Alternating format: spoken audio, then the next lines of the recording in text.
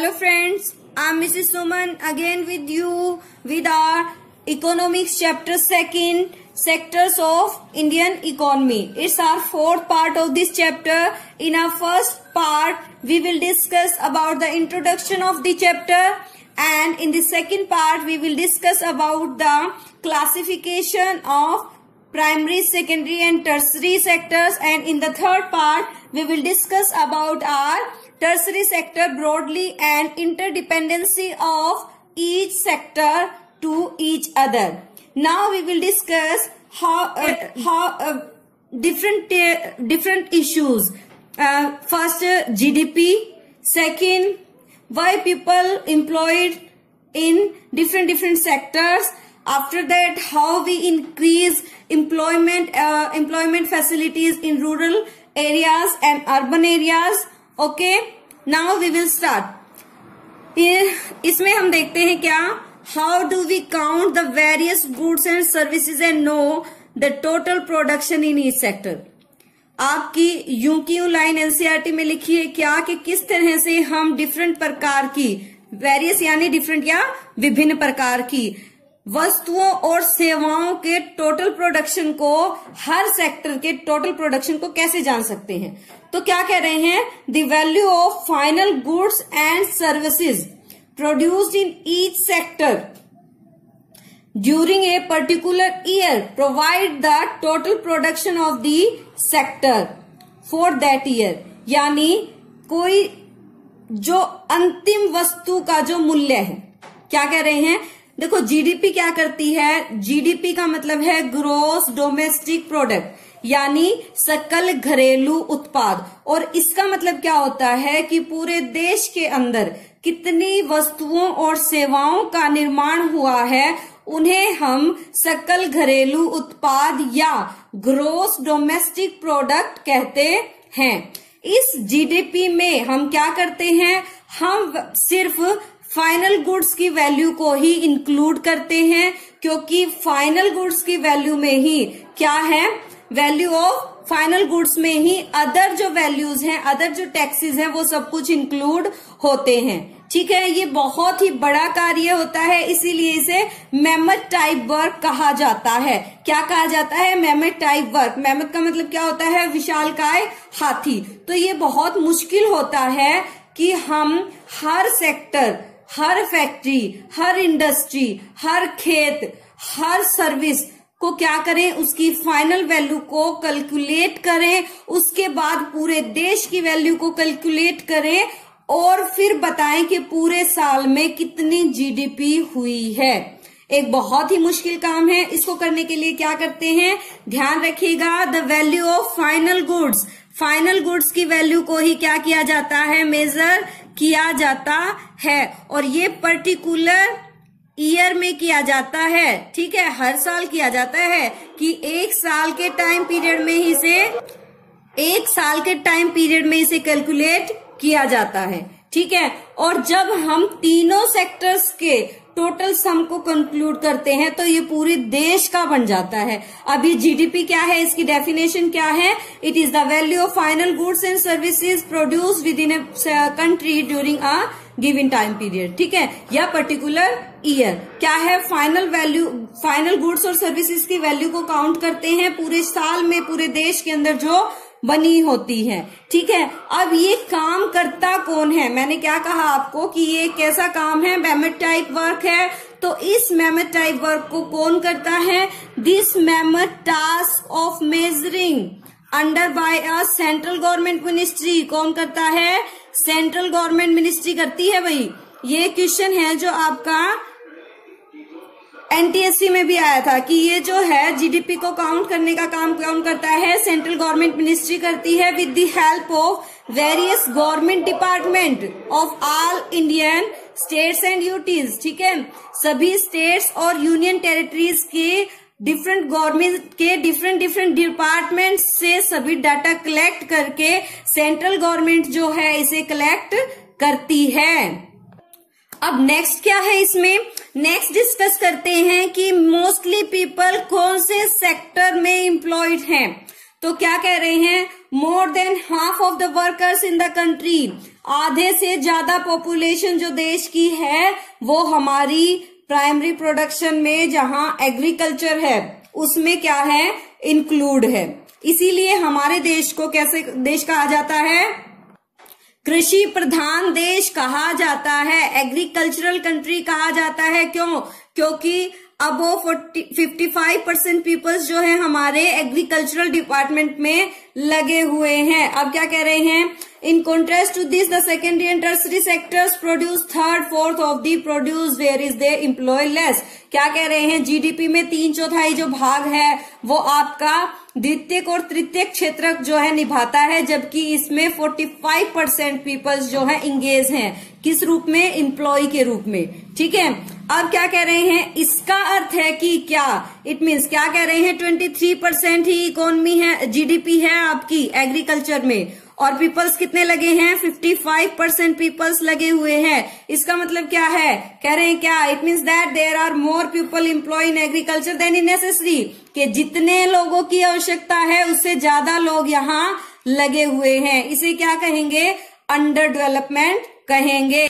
क्या कह रहे हैं, so even if you move, कह रहे हैं कि अगर आप चाहें तो कुछ लोगों को यहां से निकाल सकते हैं। इसके लिए एक एग्जांपल लेते हैं। क्या एग्जांपल लेते हैं, मान लीजिए आपके पास कुछ भूमि है जिसमें आप 20 सेकल्स या 20 बोरी अनाज पैदा करते हैं और आपके घर के 10 सदस्य उसमें लगे हुए हैं, लेकिन आपके घर के 10 सदस्यों में से 5 सदस्यों को अलग अलग प्रकार की नौकरियां लग गई हैं, जिसके कारण वो अब जो है कृषि क्षेत्र में नहीं है, लेकिन फिर भी उसी लैंड के ऊपर अभी भी 20 ही बोरियां हो रही हैं।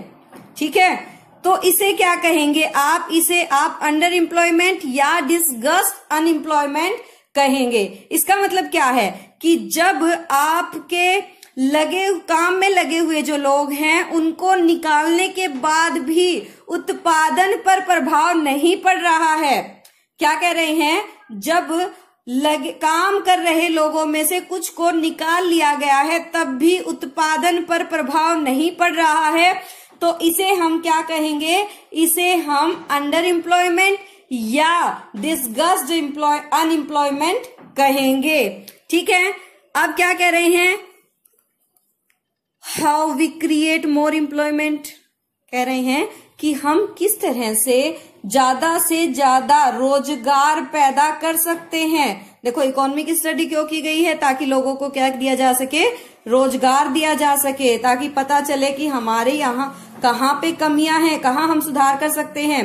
तो जब ये पता करना है कि हम कैसे एम्प्लॉयमेंट को इंक्रीज कर सकते हैं, तो पहले पता होना चाहिए कि हमारे यहाँ एम्प्लॉयमेंट की कमी क्यों है।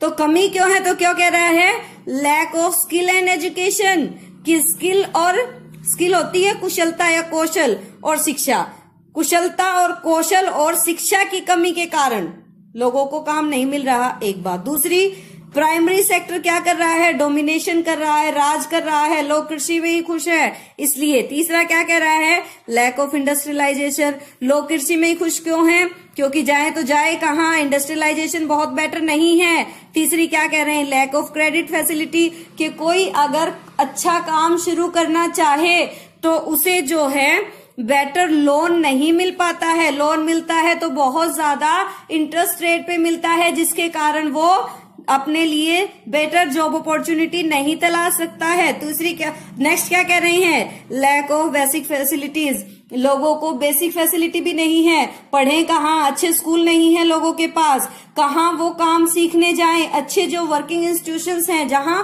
कुशलता को निखारा जाए वो नहीं है।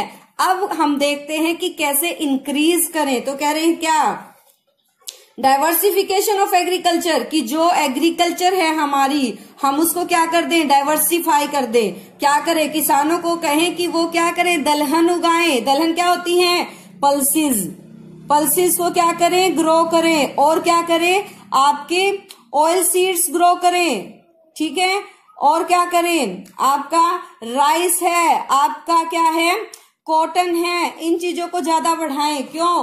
क्योंकि ये चीजें क्या हैं, आपके इंडस्ट्री का रॉ मटेरियल है, जिसके कारण क्या होगा, आपको इंडस्ट्री जो है ज्यादा प्रोफाउंड हो जाएंगी। नेक्स्ट पॉइंट वही बता रहे हैं क्या, promotion of local industry and other activity, कि लोकल इंडस्ट्री जो है उसको ज्यादा बेटर बनाया जाए। थर्ड, नेक्स्ट क्या कह रहे हैं, प्रोविजन ऑफ बेसिक फैसिलिटी, जो बेसिक फैसिलिटीज है जैसे एजुकेशन की है, ठीक है, लोगों को जो है क्या है, छोटे छोटे काम धंधे सिखाने की है, जो महात्मा गांधी कहते थे स्किल एजुकेशन देने की है, वो दी जाए। और चीप क्रेडिट, यानी जो लोन दिया जाए बैंक्स के द्वारा, या गवर्नमेंट जो लोन दिलाए वो क्या हो, उसका ब्याज कम हो। और क्या कह रहे हैं, provide skill improvement centres and good education institutes. Okay, अब देखो क्या कह रहे हैं कि एवरी स्टेट और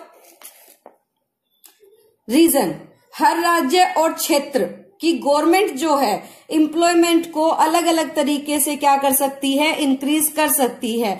जैसे टूरिज्म का क्षेत्र है, ठीक है, टूरिज्म को क्या है, टूरिज्म आज एक बहुत ही ज्यादा बढ़ता हुआ क्षेत्र है। और क्या कह रहे हैं, सर्विसेज है, जैसे प्रॉपर प्लानिंग के थ्रू सर्विसेज प्रोवाइड कराए जाए। जैसे बहुत सारी ऐसी सर्विसेज हैं जो आपके रीजनल जो एरिया है वहां फ्यूचर में आपके लिए काम में आने की होती है, जैसे आपके मनरेगा ने शुरू किया है, ठीक है। तो ये कह रहे हैं नेक्स्ट क्या, for this the central government of India made a law implementing the right to work in about 625 districts, कि सेंट्रल गवर्नमेंट जो है उसने 2005 में एक ऐसी ही स्कीम शुरू की जिसका नाम है MG NREGA, Mahatma Gandhi national rural employment guarantee act 2005, ठीक है। इसके अंदर क्या होता है, इसके अंदर 625 डिस्ट्रिक्ट में लोगों को काम दिया जाता है, 100 दिन का रोजगार। अब ये क्या है, आपका राइट टू वर्क है। राइट टू वर्क जो है आपके गवर्नमेंट ने आपको दिया है। इसमें देखते हैं क्या है ये राइट टू वर्क क्या होता है। इसके अंदर क्या है, right to work to all those who are ready to work at prevailing wages are given work by the government, कि काम करने वाला चाहता है काम करना और उस दिहाड़ी पर करे जो सरकार उसे प्रोवाइड कराए, तो इसे आप क्या कहेंगे, राइट टू वर्क कहेंगे। अब इस पार्ट का लास्ट टॉपिक डिस्कस करते हैं जो आपका राइट टू वर्क से रिलेटेड है, जो सेंट्रल गवर्नमेंट ने आपको Mahatma Gandhi national rural employment guarantee act 2005 के थ्रू दिया है। क्या कह रहे हैं, under this who are able to and are in need of work are guaranteed 100 days of employment in a year by the government। एक साल में वह व्यक्ति जो काम करना चाहता है उसे सरकार 100 दिन का रोजगार देगी। अब इसके ऑब्जेक्टिव्स क्या हैं, इसके ऑब्जेक्टिव्स में देखिए क्या करेंगे, it targets the SC ST and the poor women. क्या कह रहे हैं, SC ST और गरीब महिलाओं को टारगेट किया गया है, ठीक है। फ्रॉम किस लिए, क्योंकि वो लोग क्या कर रहे हैं, सफर कर रहे हैं किससे, गरीबी से, ठीक है। अब क्या कह रहे हैं, to provide livelihood to the people BPL, ताकि बिलो पॉवर्टी लाइन के जिनके कार्ड बने हुए हैं, जो गरीब लोग हैं, उनको क्या मिल सके, लाइवलीहुड मिल सके। क्या होता है लाइवलीहुड, आपका जीविका उपार्जन, ठीक है। और क्या कह रहे हैं, under this scheme the gram panchayat after proper verification, gram panchayat proper verification करती है किस व्यक्ति को क्या करना है, आपका जॉब कार्ड देना है, वो इसे जॉब कार्ड दे देती है और क्या करती है, उसे 15 डेज के अंदर काम दिलाती है। अगर 15 डेज के अंदर काम दिलाने में फेल हो जाती है तो 15 डेज के बाद उसे अनएम्प्लॉयमेंट अलाउंसेस मिलना शुरू हो जाता है। Okay, that's enough for today. Video को ध्यान से देखें, 2 से 3 बार देखें, आपको सभी फैक्ट जो हैं, सभी जो पॉइंट्स हैं वो बेटर वे से रिमेम्बर हो जाएंगे। और उसके अलावा अगर आपको वीडियो पसंद आए तो लाइक कीजिए, शेयर कीजिए, सब्सक्राइब कीजिए। Okay, thank you for today, have a nice day.